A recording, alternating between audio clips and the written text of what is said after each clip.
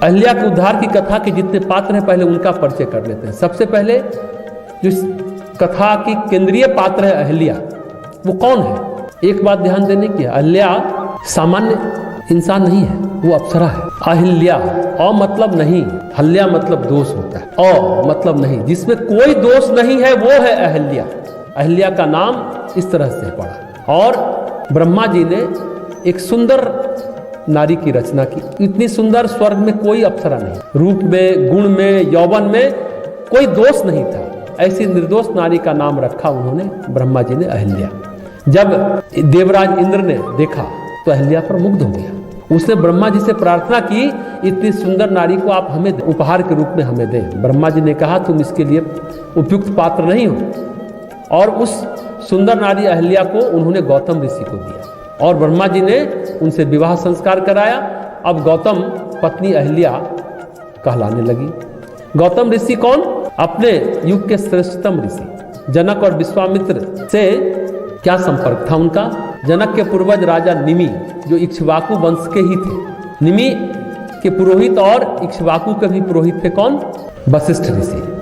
तत्ववेत्ता ज्ञानी थे और यज्ञ वगैरह कराते थे। इतने तत्ववेत्ता थे कि देवता लोग भी स्वर्ग ले जाते थे यज्ञ कराने के लिए। जब महाराज निमि यज्ञ कर रहे थे, निमंत्रण दिया महर्षि वशिष्ठ को, लेकिन वशिष्ठ तो इंद्र का यज्ञ कराने के लिए स्वर्ग गए हुए थे। तो उन्होंने कहा इंद्र का यज्ञ संपन्न हो जाएगा तो हम आपका यज्ञ कराएंगे। लेकिन उन्होंने कहा कि नहीं, हमें प्रजा का रक्षण करना है, तुरंत यज्ञ कराना है। इस यज्ञ के लिए उन्होंने फिर निमि ने गौतम ऋषि का वर्ण किया। वशिष्ठ ऋषि नहीं थे इसलिए उन्होंने यज्ञ कराया। जब वशिष्ठ धरती पर आए और निमि का यज्ञ सुना तो निमि पर उनको गुस्सा आ गया। मुझे गुरु नहीं माना और मेरा पौरोहित का अधिकार छीन लिया। तो उन्होंने निमि को श्राप दे दिया कि तत्काल तुम्हारी देह नष्ट हो जाए। निमि ने जब यह सुना तो कहा कि हमने तो पूजा के लिए यज्ञ किया था, आपने श्राप क्यों दिया? अब मैं आपको श्राप देता हूं, आपकी देह भी नष्ट हो जाए। यानी वशिष्ठ और निमि दोनों ही बिना देह के हुए। तब मित्र और वरुण आए और अप्सराओं के संयोग से घट के द्वारा फिर से कुछ, जैसे आजकल टेस्ट ट्यूब भी होता है ना, उस तरह से वशिष्ठ को देह प्रदान किया। इसलिए वशिष्ठ का एक नाम मैत्रा वरुण है, क्योंकि मित्र और वरुण अप्सराओं के संयोग से घट के द्वारा फिर से वशिष्ठ ऋषि को देह मिली है। फिर से वशिष्ठ इक्ष्वाकु के पुरोहित हो गए और निमि की देह को मथ कर एक नए बालक की उत्पत्ति की गई। वो टेस्टी बेबी जैसा था और निमि के देह को ही मथा गया। इसको आप आज के हिसाब से क्लोन कह सकते हैं। क्लोन बनाया डीएनए टाइप का, जैसे आज भी होता है। बॉडी के सेल को ग्रो करते हैं और नया बॉडी तैयार कर लेते हैं। तो निमि को पलकों में निवास दिया देवताओं ने, इसलिए निमेष नाम पड़ता है। पलक झपकने को एक निमेष कहते हैं, पलक झपकना मानी एक निमेष। और निमि के शरीर से जो बालक मथ कर उत्पन्न हुआ उसका नाम मिथि रखा। मथने के कारण उसका नाम पड़ा मिथि। और उससे जो नगरी का पालन करने के लिए दिया गया उसका नाम पड़ा मिथिला। हम मिथिला क्षेत्र में रहते हैं, लेकिन मिथिला का नाम कैसे पड़ा ये हम लोग नहीं जानते। कैसे पड़ा? निमि के देह को मथ करके, मथने से जो बालक उत्पन्न हुआ, जो क्लोन हुआ, वो मिथि कहलाया। और मिथि को जो राज्य मिला पालन करने के लिए, प्रजा रक्षण के लिए, उस क्षेत्र का नाम पड़ा मिथिला। तो राजा मिथि के जन्म, ध्यान से सुनेंगे, माता के शरीर से नहीं हुआ है, निमि के शरीर से जन्म हुआ। मिथि से मिथिला इस तरह बना। राजा मिथि के वंश में फिर श्रीध्वज और कुशध्वज दो बेटे हुए। जनक यानी श्रीध्वज सीता के पिता कहलाए। तो गौतम ऋषि अस्थायी रूप से निमि वंश के पुरोहित हो गए और अस्थायी रूप से रहने लगे। उस अहिल्या के शाप की कथा है। इंद्र अहिल्या पर मोहित हुआ और भांति भांति से उसको बहलाता फुसलाता रहता। लेकिन अहिल्या धर्मपरायण महिला थी, वो अपना जीवन ऋषि पत्नी की भांति व्यतीत कर रही थी। कहते हैं एक बार जब गौतम ऋषि ब्रह्म मुहूर्त में नहाने जाते हैं, स्नान करने जाते हैं, उस समय इंद्र जो है ऋषि गौतम का वेश बना करके वहां जाते हैं। ब्रह्म मुहूर्त में गौतम जब स्नान करने गौतम ऋषि जाते हैं और गौतम ऋषि का वेश बनाकर अहिल्या के साथ संसर्ग करते हैं, स्त्री सुख को प्राप्त करते हैं। और जब वो निकलते हैं, निकलने के समय ही गौतम ऋषि का स्नान करने के बाद प्रवेश होता है। अपने घर में से निकलते जब देखते हैं गौतम ऋषि तो उनको सारी बात समझ में आ जाती है। कुछ लोग कहते हैं अहिल्या शायद गरीबी का जीवन जीती थी, इसलिए उसके मन में भी ये बात आया। हमें नहीं लगता कि अहिल्या ऐसा सोची हुई, कुछ लोग इस तरह की बात कहते हैं। लेकिन जब गौतम ऋषि को सारी बात समझ में आई तो उन्होंने इंद्र को भी श्राप दिया और चंद्रमा को भी, चूंकि उसमें शामिल थे तो चंद्रमा भी कलंकित हुआ और उस मुर्गे को भी श्राप दिया जो जल्दी से बांग लगा दिया था। गुस्से में गौतम जी ने फिर अहिल्या से कहा, तुमने सब कुछ पाषाण की तरह, पत्थर की तरह किया है, तुम भी पत्थर की तरह हो जाओ, पत्थर की तरह बनी रहो। तूने आखिर प्रतिरोध क्यों नहीं किया? गौतम ऋषि कहते हैं इसलिए तुम पत्थर की तरह हो जाओ। अहिल्या फिर पत्थर की हो गई। गौतम ऋषि लोग चले गए। उनके पुत्र बहुत छोटे थे। सतानंद उनका पालन पोषण किया। सतानंद जनक के पुरोहित थे। अहिल्या उस आश्रम में एक कोने में पाषाण की तरह कलंकित, अपमानित, उपेक्षित बनी रही। नासिक के पास पहले गौतम ऋषि का आश्रम गौतमी नदी के पास था, त्र्यंबकेश्वर के पास कहते हैं। बाद में मिथिला में चले आए। भगवान शिव ने उनको अहिल्या के साथ अन्याय करने के कारण कहा कि तुम प्रायश्चित करो। आखिर गलती तो इंद्र ने की, तुमको इंद्र को श्राप देना था। अहिल्या को तुमने क्यों श्राप दिया? तुमने तो अहिल्या के साथ अन्याय कर दिया, तुम न्याय करो। आप लोग को मालूम होगा जो 6 दर्शन भारत में हैं उसमें एक दर्शन न्याय दर्शन है, जिसके प्रणेता ऋषि गौतम है। न्याय दर्शन के प्रणेता अपनी पत्नी के साथ अन्याय करते हैं, अटपटा लगता है सुन करके। लेकिन जब भगवान शिव ने गौतम ऋषि को कहा कि तुम्हारा प्रायश्चित यही है, तुमने अहिल्या अपनी पत्नी के साथ अन्याय किया, इसलिए तुम न्याय दर्शन की रचना करो, तो प्रायश्चित स्वरूप न्याय दर्शन हुआ।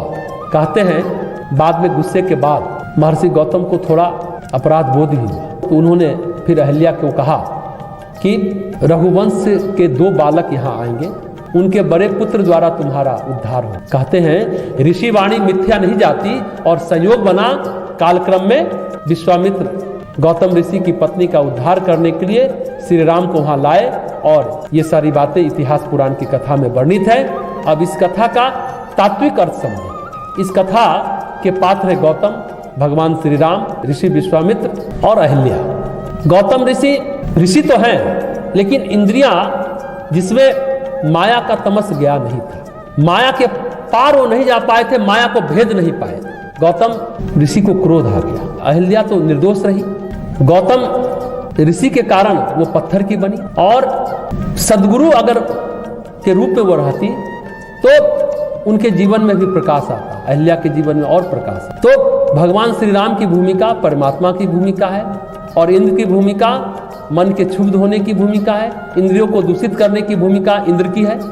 यह हुआ तात्विक अर्थ। निर्दोष अहिल्या को जब पाषाण बनना पड़ा, ब्रह्मा जी ने जब अहिल्या का निर्माण किया था तो पूर्णतया दोष मुक्त किया था, नारी का निर्माण किया, यानी चित्त वृत्तियां पहले से पूर्णतया दोष मुक्त थी अहिल्या की, जबकि इंद्र का नहीं था दोष मुक्त, या फिर गौतम ऋषि का भी नहीं था। लेकिन जब विषयों का संसर्ग हुआ, मन के द्वारा जो विचारों का प्रदूषण हुआ, उससे चित्त धुंधला हो गया, धूमिल हो गया, कलंकित होता चला गया। आज हम सभी कहाँ खड़े हैं, विचारने की बात है। इस कथा की चर्चा हम लोग कर रहे हैं। फिर से अगर हमको चित्त शुद्ध करना है तो पतंजलि कहते हैं योगास चित्त वृत्ति निरोधा इति योगा। चित्त वृत्ति का निरोध कर ले तो बात बनती चली जाए और गायत्री जैसा तत्व दृष्टि हमारे अंदर विकसित हो जाए, फिर विश्वामित्र जैसा कोई सद्गुरु मिल जाए और परमात्मा की कृपा होती है तो चित्त पुनः सिद्ध होने की स्थिति में आ जाता है। जैसे अहिल्या को वो अवसर मिला। तो ये जो गौतम ऋषि पत्नी अहिल्या के उद्धार की कथा है, दरअसल परमेश्वर की कृपा से चित्त के प्रकाशित होने की कथा। ये कथा का तात्विक स्वरूप था, कथा का ऐतिहासिक स्वरूप और तात्विक स्वरूप की बात हो गई। अब जैसा हमने कहा इंद्रियां, मन, चित्त, ये सब कथा का तात्विक स्वरूप है। अहिल्या का जन्म, गौतम ऋषि से विवाह, गौतम ऋषि का मिथिला का पुरोहित होना और न्याय दर्शन की रचना करना, इस इंद्र का स्वरूप कैसे स्थापित हुआ, ये सब कथा का ऐतिहासिक पक्ष है। तो आइए बालकांड के 209 दोहा के बाद की चौपाई की चर्चा हम लोग करते हैं। तहाँ पुनि कछुक दिवस रघुराया, रहे किन्हीं विप्रनः परदाया। भगति हेतु बहु कथा पुराना, कहे विप्र यद्यपि प्रभु जाना।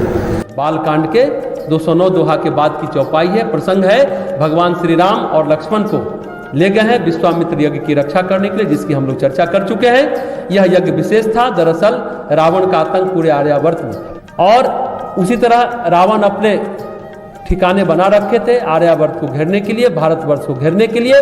उस ठिकानों में एक ठिकाना तारका का ठिकाना था। तारका का वध जो विश्वामित्र के आश्रम में के समीप हुआ। दूसरा बड़ा ठिकाना जो उसका था, उस समय इस आतंक को खत्म करने के लिए महर्षि लोग वैज्ञानिक प्रयोग कर रहे थे। एक वैज्ञानिक प्रयोग विश्वामित्र कर रहे थे, दूसरा वैज्ञानिक प्रयोग अगस्त ऋषि कर रहे थे। ऐसे अस्त्र शस्त्र का निर्माण, विद्याओं का निर्माण जिससे रावण की काट हो सके, तो इसी उद्देश्य के लिए ब्रह्म ऋषि विश्वामित्र राम लक्ष्मण को लाए थे। राम लक्ष्मण ने वहां का ठिकाना नष्ट किया और तारका मारी गई, सुबाहु का वध हुआ, मारीच का पलायन हुआ और यज्ञ सफल हुआ, अनुसंधान प्रयोग सब सफल हुआ। ये सब कार्य करने के बाद भगवान राम विश्वामित्र के आश्रम में रहे और ब्राह्मणों पर दया की। इस चौपाई का यही अर्थ है। ब्राह्मणों पर अगर कोई दया करे तो दया क्या हो सकती है? ब्राह्मणों पर दया एक ही होती है, उनकी साधना में, उनकी तपश्चर्या में सहयोग करना। ब्रह्म जैसी चर्या और प्रगाढ़ हो और घनीभूत हो, यही एक दया हो सकती है भगवान के द्वारा। तो शास्त्र कहते हैं ब्राह्मणों के लिए, ब्राह्मण का देह, ब्राह्मण का शरीर छोटी कामनाओं के लिए, ऊंची कामनाओं के लिए, क्षुद्र कामनाओं के लिए नहीं है। ये बात समझने की है। उन्होंने ब्राह्मण पर दया की और ब्राह्मणों पर दया जो हमने बताया, स्वाध्याय, सत्संग, तपश्चर्या और सबसे बड़ी बात आत्मा का प्रकाश फैले, चित्त पर से कलमश, कासाय कलमश का निवारण हो और उनके प्रश्नों का भी निराकरण। तो भगवान कहते हैं भगति हेतु बहु कथा पुराना, कहे विप्र मैं प्रभु जाना। तो वहां ऋषि महर्षि के बीच शास्त्र और पुराणों की व्याख्या चलती रही, स्वाध्याय सत्संग चलता रहा। 2-3 चीजें कही। आश्रम होता है, मठ होता है, साधना स्थली तपस्थली होती है। आश्रम मठ, मठ में क्या फर्क है? मठ में सन्यासी रहते हैं, मठ का कार्य केवल धर्म का प्रचार होता है। मठ में लोग साधना करते हैं, आश्रम में रिसर्च करते हैं, अनुसंधान करते हैं। विश्वामित्र का सिद्धाश्रम जहां भांति भांति के एक्सपेरिमेंट होते थे, प्रयोग होते थे, परीक्षण होते थे, अनुसंधान होता था, साधना की नवीन विधियां विकसित की जाती थी, शक्तियों का अनुसंधान होता था। आज भी इस समस्या के समाधान के लिए जो विभीषिका आज कोरोना वायरस के रूप में है, उसके समाधान के लिए कई अनुसंधान चल रहे हैं।